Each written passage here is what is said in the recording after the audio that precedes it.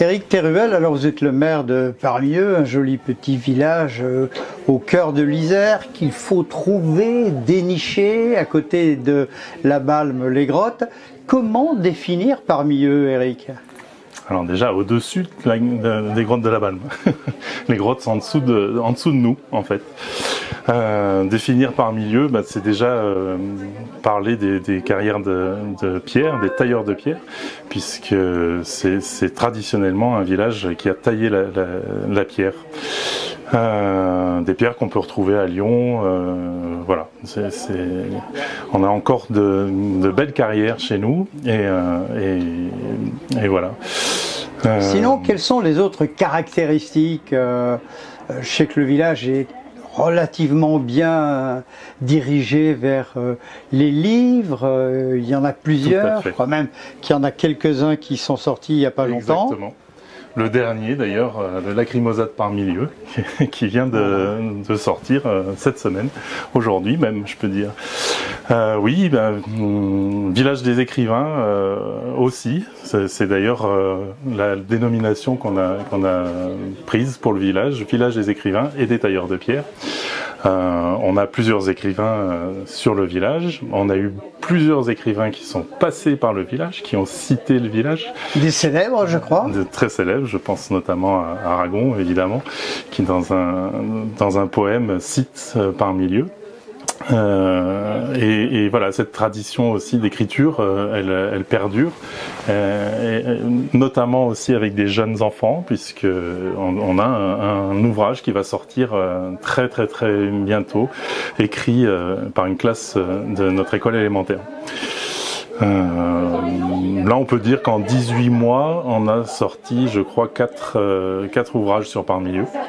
Voilà, il y a eu le trésor sanglant de Parmieux, des intrigues, une histoire écrite à plusieurs auteurs. Ensuite, nous avons eu de mémoire la chipote de Parmieux. C'était un recueil de nouvelles.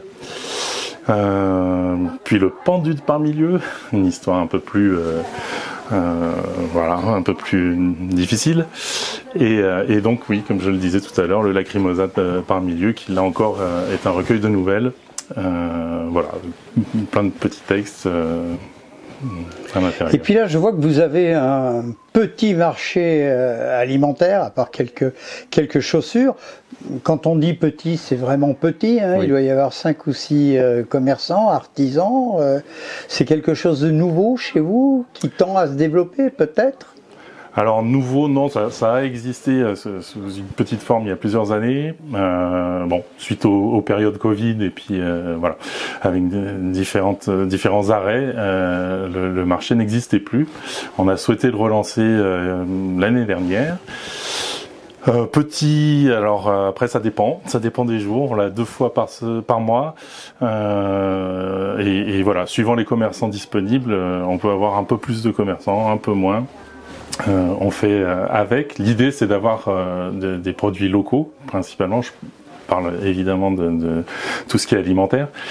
Et puis ensuite, voilà, on invite le maximum de commerçants à venir découvrir notre village, justement, et faire profiter de leurs produits aux habitants. Et ce marché prend forme ? Tout doucement, oui, il s'installe et voilà, avec un producteur local de fruits et légumes.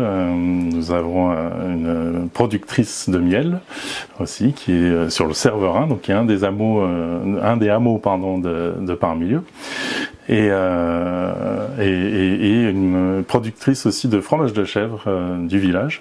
Et après, les autres commerçants sont rapportés, mais autour du village, donc ça reste local. Vous me parlez d'un marché où il y a beaucoup d'alimentaire. Quel serait votre mot de la fin, que l'on écrirait avec une faute d'orthographe, FAIM, le mot de la fin? Parmieux, le village avec bon goût. Merci Éric. Merci à vous.